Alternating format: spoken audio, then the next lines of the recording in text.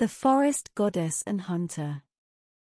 Morning, the green forest is covered in a white fog. 3 elk gathered under the trees to eat young grass.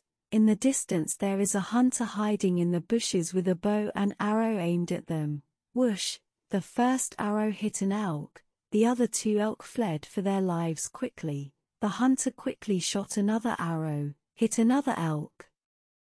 The hunter's name was Frey, and he had shot 2 elk early in the morning and had a good harvest. Of all the villagers, no one could match Frey's hunting skills. Even as a boy, his accurate eyesight and steady archery had surpassed those of men twice his age.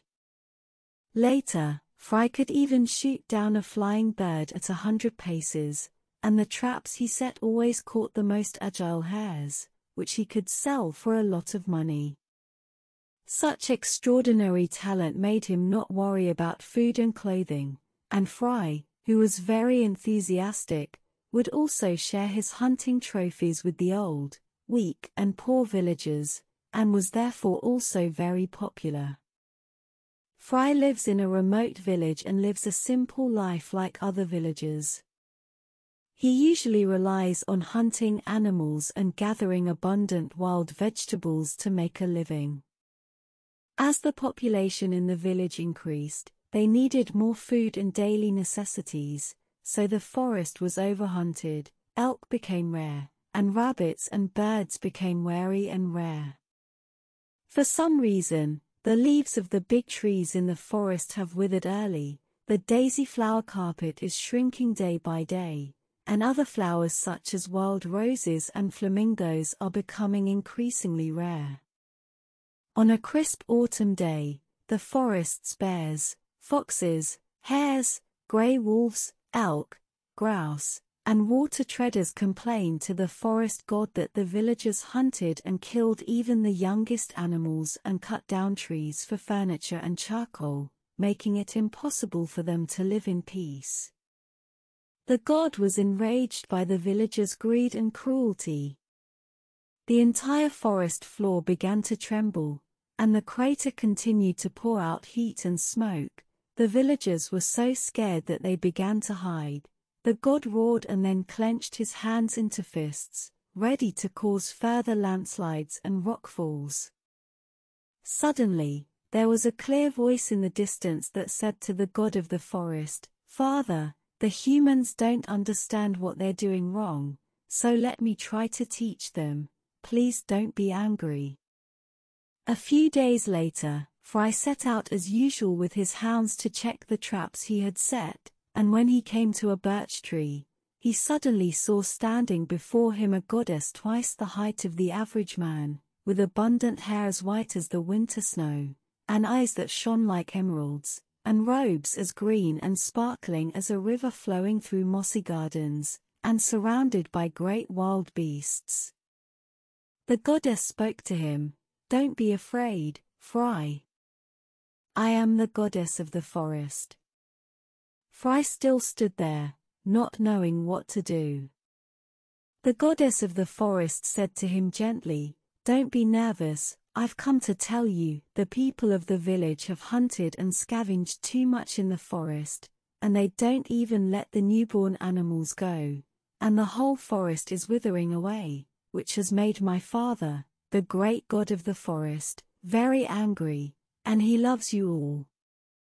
He loves you very much. He uses the resources of the forest to nourish everything. His love is abundant and equal, but you should also be moderate, and coexist with the forest. You are now killing and cultivating like this will soon consume the whole forest, do you know?" Frey stammered, "Goddess, am I lost? I'm sorry, I'm going the wrong way." The goddess heard Frey's unintelligible answer and said with a shallow smile, "You are lost, it's true, young hunter, you have hunted the most animals in the village, and your uncontrolled hunting has broken the balance of the ecosystem. Although this forest is large, but not enough for you to take as much as you want to take as much as you want." Frey explained, "Goddess, I am just living my life. I hunt more to help my neighbors. Some of the people in the village can't go out hunting. If I caught too much in the past, please tell me what I can do to make up for it." The goddess said, "Take only what you really need, and value what you take, and slowly bring plants and animals back to life." Frey said reverently, "I will do my best, goddess, I swear it." The goddess said, "Well, I know you're a good person, Frey. You protect the forest, and the forest will protect you. It's a hard thing to do when you're the only one doing it, and I'll find someone to help you." Then Frey went into a trance, and both the goddess and the beast disappeared. Frey wondered if he had been too tired lately, but what he had just seen was so real.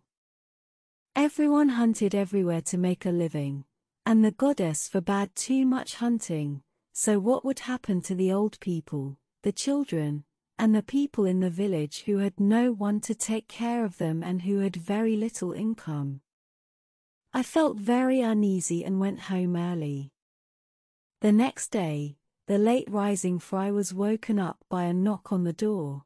His eyes were half open, half closed, and he felt that the uneasiness in his heart was still very strong, and he didn't know which of his neighbors had picked this time to pay a visit. Although his mouth grumbled in a low voice, he still forced himself to go to the door to open it, and as soon as the door was open, the sunlight shone directly at him and he could hardly open his eyes, and he was still groggy after just waking up, and his 5 senses were not sensitive, but his nose smelled the fragrance of a fresh flower, and he slowly opened his eyes and saw an unfamiliar little face.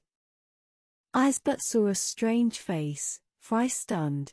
"Who is this?" Although the girl on the other side of the face was expressionless, her delicate appearance still made Frey's heart skip a beat. The girl said, "Frey, my name is Ayla. The goddess told me to help you." "What did you say? What did you say?" The simple words of the girl in front of him made Frey wake up completely. He lived alone and had not spoken to anyone about yesterday's events, but the words of the girl in front of him convinced him that what happened yesterday was true. The girl answered as she walked through the door, "My name's Ayla. It's a mess in here, so you go ahead and cook, I'll clean up your room," she said. Said, not waiting for Frey to figure out what is going on, began to clean up his room. Frey had to go according to Ayla's wishes to cook, and then the two ate while talking. In the process of chatting, Frey found that this girl really know a lot. Refreshingly vulgar look with the goddess is very much like, only the height and hair is more normal. Will it be the goddess sister? Or is she the sister or the daughter of the goddess? Although Ayla dresses plainly, her aura is different from that of the girls in the village, which makes him a bit shy and he doesn't dare to look at Ayla squarely.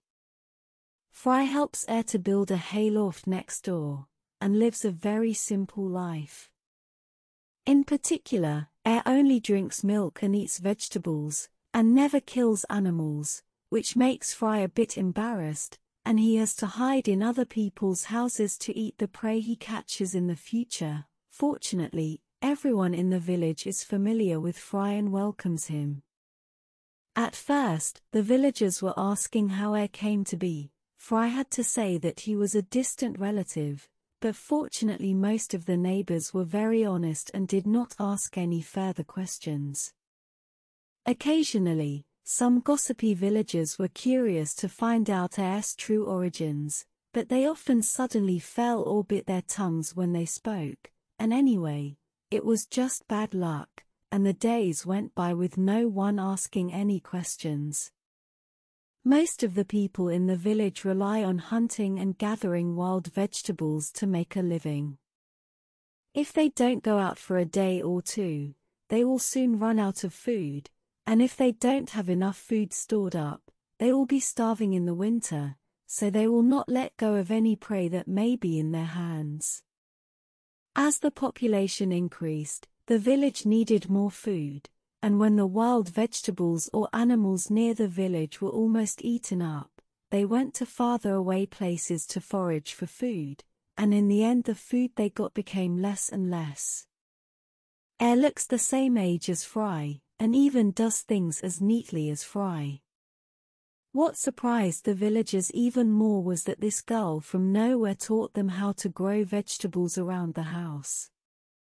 At first, the villagers were a bit confused, because they had to wait for 2 or 3 months before they could have anything to eat if they watered the house every day.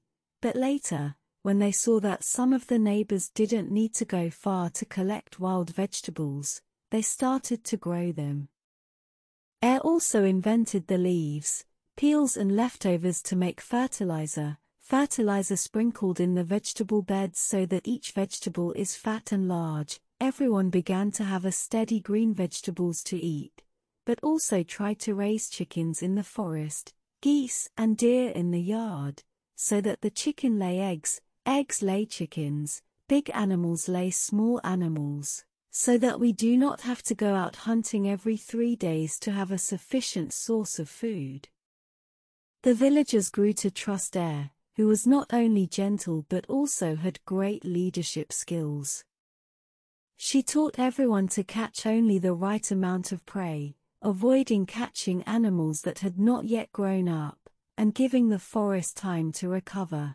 And after 2 or 3 years of hard work, there were more elk, grouse, and rabbits in the forest, and the trees were more vibrant. Every day after dinner, Frey and Ayla would take a walk through the village, sharing her wisdom and teaching him to put his ear against a tree trunk and breathe evenly, saying that he could hear the sounds of the earth, while Frey always looked at her face and listened. Frey believed that Ayla was the embodiment of the forest goddess, but he was afraid to ask for proof, and he became more and more fond of Ayla. The two of them worked together to educate the villagers and control the amount of hunting they did, and Ayla's gentleness and patience had an effect on Frey, who became a little more even-tempered and less rude in his speech. Ayla always spoke in a light tone, and although he had been here for a few years, the distance between him and Frey was similar to the first time they met. In recent days, Ayla occasionally laughed with Frey, and even took the initiative to help Frey tidy up his messy home, which made Frey's mood too good to be true. On a cold winter night, when the ice covered the edge of the stream, the tall figure of the forest god suddenly appeared in front of Frey and Ayla. Although it was not the first time for Frey to see the god, the thunderous voice of the god still made him feel overwhelmed, and the god told Ayla, "Daughter, the forest has gradually recovered. You have done a great job. It's almost time for you to become Mother Earth, so it's time to go, right?" His words rattled Frey's head. Is Ayla leaving? What's Mother Earth? He turned his head to look at Ayla, who looked up at the Great Spirit and slowly said, "Yes, Father, please let me say goodbye." After hearing this, the Great Spirit turned and walked away in a blur of mist, leaving only a few fluttering leaves behind. Frey immediately asked Ayla, "You're leaving? What time is it?" Ayla said with a pale face, "Yes, the earth nourishes everything with her aura, but the aura is constantly depleting and needs to be replenished by divine power. You should have guessed that I am the goddess of the forest, right? The apocalypse will come on this year's birthday, and only the goddess can keep absorbing the surging divine energy of heaven and earth and then be transformed into a feathered form, and then her body will merge with the earth and become a part of it." Sorrow immediately flooded Frey's entire heart. He thought of 1,000 endings for the future, but did not think that they were bound to be separated, and suddenly his head was in a knot, his eyes staring blankly at Ayla, and the two of them did not say a word, and time stood still in this moment. After an indeterminate amount of time, I said, "Frey, thank you." Her hair turned white, her body changed to normal, and she returned to her original form, then flew away on a gust of wind. At first Frey stood still, but as air drifted away, he caught up with air, shouting hoarsely, "Will we see each other again? Will we see each other again?" But he could no longer hear air's response. Even so, Frey kept on chasing after him. Although this path was their daily walk, it was especially dark at night, and they almost fell several times. Frey's simple persistence touched the moon god in the sky, and she made the moon shine brightly to illuminate the remote path. Despite this, the rugged dirt road caused Frey to fall and roll on the ground, but he quickly got up and continued to follow air's trail. Although air was flying fast, there was a slight mist along the path, which was hard to detect for a person walking in the dark forest, but Frey, who was a good hunter, could follow air's footsteps if he had only a few clues. In the distance, the god of the forest was watching solemnly. Just as Frey reached the birch tree where he and the goddess had first met, suddenly two tall grey wolves jumped out of the bushes and pounced on Frey, who had a weapon in his hand, and could only swing his fists randomly out of a wool to catch up with air, and the two large grey wolves quickly bit Frey, and then something hit him in the back of the head, and his consciousness began to fade, as if he could hear familiar voices pleading in the night sky, "Don't hurt him." Then he fainted. The next morning, Frey returned to the village in a state of panic. The villagers were anxious to bandage his wounds, and noticed that the cheerful and loud-talking Frey was depressed today. A few villagers knew that Frey was very fond of air, and even though Frey would not tell them why air left, they all tried to reassure Frey that he would look on the bright side.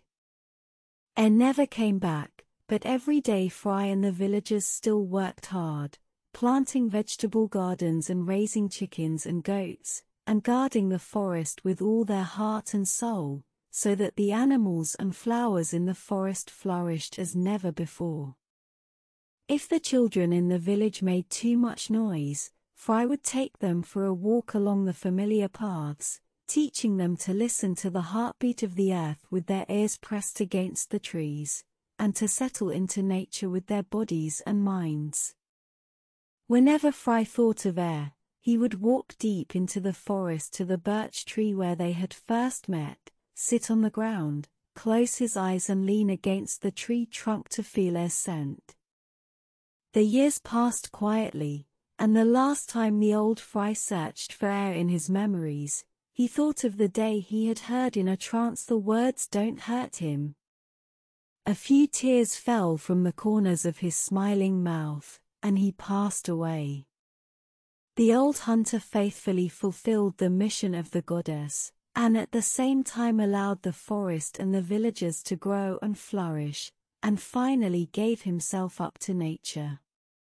Some people say that on a warm summer's day, in the vast birch forest, the sound of willows and warblers intertwining and singing can be heard, and the song is melodious and melodious, just like an old friend meeting after a long time of not seeing each other, telling the endless joys. Alright, kids, today's story ends here. See you next time.